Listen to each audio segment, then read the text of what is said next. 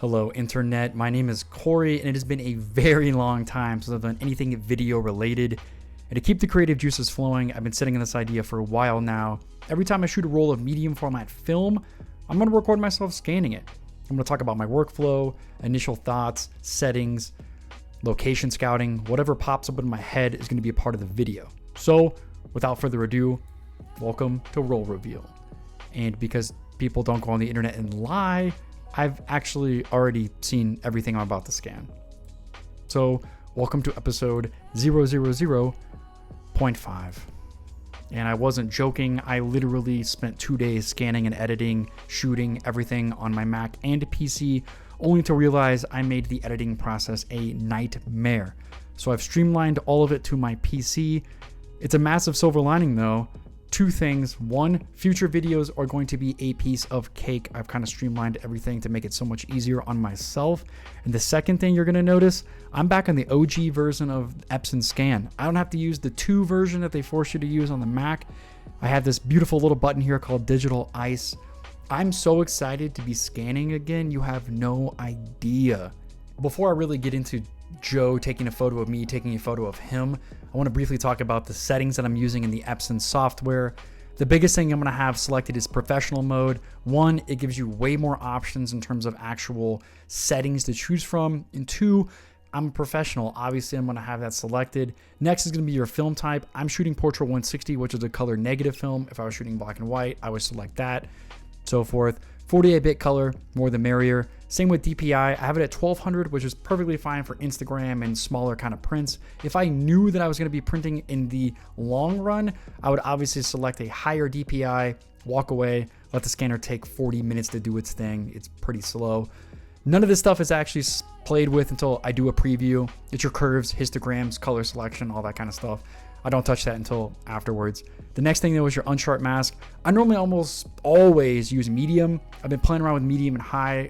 Last week when I was editing and scanning all these rolls of film, I've been toying it with back and forth. I still don't really know yet. The biggest thing I'm always going to have selected though, Digital Ice. It goes in and creates a mask of all of the dust that you already see on the preview. Dust, beard, hair, whatever gets popped up in there. It's a major lifesaver in the long run. It takes a little bit longer to scan the actual negative, but that's fine with me. Less time I have to do in Photoshop, it makes me a happier person. All right, let's get Joe previewed up here. All right, I've got Joe pulled up kind of full screen here. Got the nice little blue line that runs through almost every negative that I scan. It's part of it. I'm gonna bump up that marquee tool just a little bit, make sure that I do have a square. Most of the time whenever I'm doing these, I try to get pretty close, but I'm gonna be cropping this stuff out anyway. Woo! This thing is sharp. I'm pretty hyped about this. Again, I already knew this was a pretty sharp image, which is why I started off with it. See all this little beard hair and stuff in here? That'll probably be taken out whenever the Digital Ice rolls around. It looks a little blue. He's looking a little smurfy right now. So I bump up this whole histogram thing. Because he's kind of in that mid-tones, I almost always am playing around with the mid-tones here. I kind of slide it back and forth. The Epson 2 software on the MacBook does not have a live preview. So on this, you can see blue and green. You can see it live as you scan it. The Mac version doesn't have that. So you have to click, let go, click, let go. Pain in the ass. I'm serious. I'm not joking how much easier this is going to be to scan. I will say though, I do have a pretty good PC monitor. The MacBook Retina is still so much better in terms of color replication and stuff like that. So my new workflow, I think, is going to be scan everything on my PC and then actually do my color editing, finalizing it, and all that kind of stuff on my MacBook, solely because the screen's so much better. All right, we got the midtones toned down a little bit here. He looks a little dark, but then again, this was a massive desert. We were in the salt flats of Utah. There was no clouds. The giant floor is a reflector because it's white salt. Still looks pretty good though. I'm digging this. A little bit of light leak over here on the left side or right side. It's part of it. I guess it's the artsiness of film. All right, this actually looks pretty rad. As I'm getting the next film slide loaded into the scanner, I don't use gloves. I'm sure that probably pisses a few people off, but I just have this handy little thing. Give it a few little sprays and then I just let the scanner do its thing. What are your thoughts? Are you using like museum quality gloves? Are you feeling like you wish you were scanning stuff in a hermetically sealed chamber? I don't really care. I just know that dust and hair is a part of it. I don't know. Let me know what you guys do. I've got the next film strip loaded into the Epson. Again, I'm cherry picking some negatives here that I know are pretty dope. And this one looks pretty sweet. Sam, aka Jungle Bill himself, who was the ringleader of this entire 2-week road trip, went out and actually bought a dirt bike specifically to ride it around the salt flats in Utah. And I'm very glad he did, because that red pops so well from the white and the kind of bluish hues that the salt flats have. It's very Portra-esque environment. Sounds so film nerdy saying that out loud, but whatever.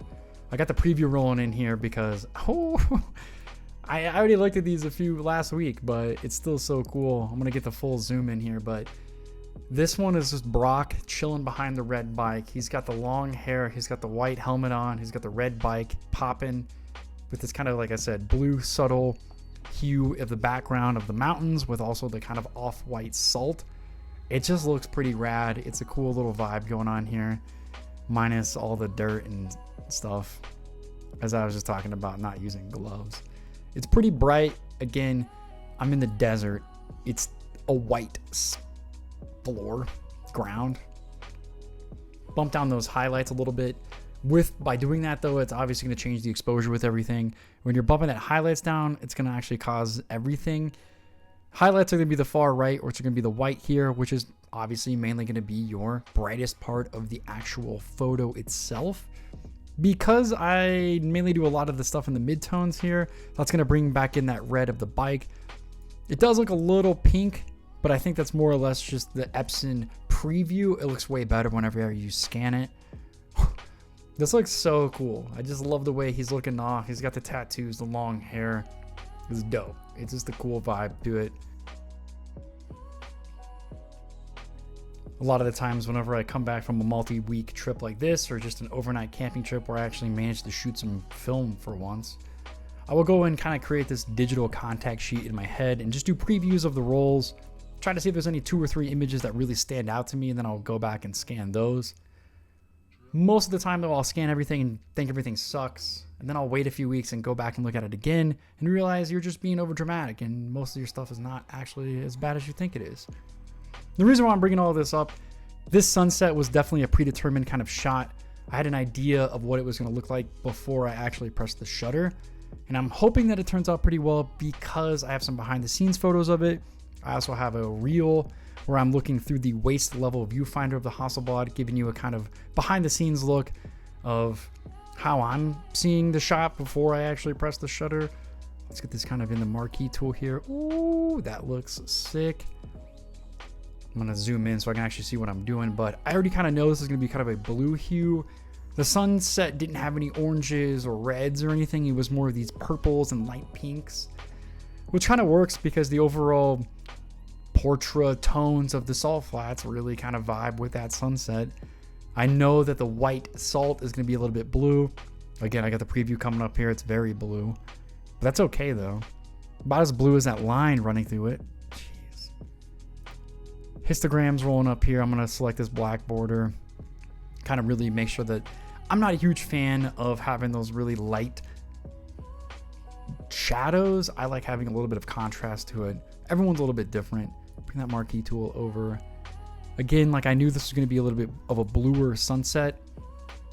That's a little blue. There's not a whole lot of reds and pinks in there. Even here in the histogram, you can kind of play with the reds. I'm going to take a little bit of the blue out because I don't want it to look too smurfy, since I've already used that as an adjective. I'll just use it again in the video. All right, that looks so cool. A little crooked, but easy crop in Photoshop. Let's get a full res scan coming up. While yes, I did scan all of these negatives last week, there was a few that I kind of skimmed over and just didn't even look at. So I'm gonna kind of do that right now. So it's kind of fun for both of us because I cheated on the first 2 I've already kind of showed you. This is kind of a new one for me. It's 2 of the dirt bike, who would have thought, and then my home for the next 2 weeks. Oh, there it is. It's a little light leaked. I don't know what's going on here. It's that first of the roll, so that makes sense. Let's get this zoomed in. I take a lot of photos of my tent whenever I'm out doing stuff because that's kind of a little behind the scenes of how I'm living. Don't get me wrong, I love sitting in a room with internet and a computer, but I also love sitting in a tent with a sleeping bag and bugs. Woo, that thing is bright. It's really bright. But then again, you know, we're on the desert and I screwed everything up. I was even purposely exposing everything with a third of a stop underexposed, trying to help even more so combat the brightness. It doesn't really look like it helped much. I can bring it back a little bit. Yeah, see, that's another cool thing too. Just because the preview is very, very bright, or if it's very, very dark, you can get a lot of information back. It's very similar to shooting in a RAW format on your digital. You'd be surprised how much information you get back from these highlights or in the shadows over here. Another little tip that I'll do sometimes, do the eyedropper tool. Click the actual black corner here. I know this border is supposed to be a quote unquote pure black, so that kind of helps me with the black. You can just look through your histogram. Right in the middle part is going to be your blackest. Middle of that's going to be the white. It's all right. It's salvageable, but I'm not going to do a full res scan of it right now. I just kind of wanted to jump into it. As I've got that next film strip rolling up here, this is going to be kind of the whole premise of the series. I'm going in totally blind right here. I have no idea what this preview is going to be, and I have my literal fingers crossed. The whole idea was me shooting at a very low shutter speed, trying to get Joe on the bike with some movement.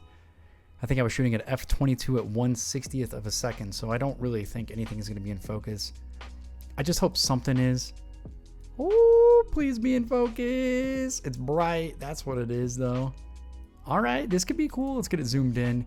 Again, I was trying to pan with Joe as he's passing me. A lot easier on digital because you can snap off 100 photos, shots, or whatever you want to call it in a matter of seconds. I don't. I have one photo. I have one opportunity, one chance to blow. I don't want any mom spaghetti on me, so I'm hoping this actually... Okay, it's kind of sick. It's kind of in focus. It's kind of not, but whatever. Let's just roll with it.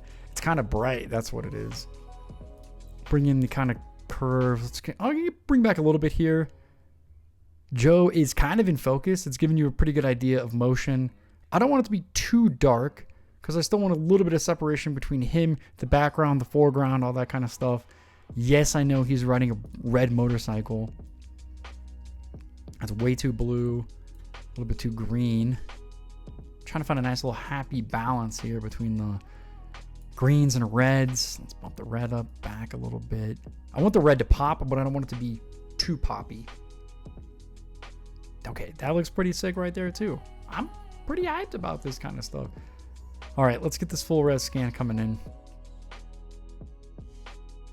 Hopefully this is something you guys thought was kind of interesting and funny at the same time. I'll be straight honest with you though. I'm probably going to keep doing this regardless if you like it or not. I need to get the creative juices flowing. I need to be doing more video stuff. If you have any comments or questions, please post it. I want to know how I can direct this kind of video series.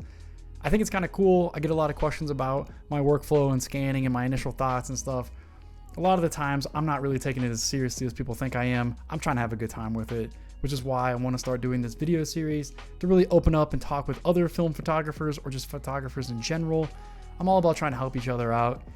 Please let me know. I think this is kind of a cool little thing. I'm going to try to do this once or twice a month. I think that's about how much film that I shoot. But again, every time I shoot a roll of film, I'm going to record myself and I'm going to scan it and we're going to talk to it together. As corny as it sounds, leave a comment, subscribe, follow me on Instagram, whatever it is. Do your thing, people. Thanks for tuning in. Until next time, peace.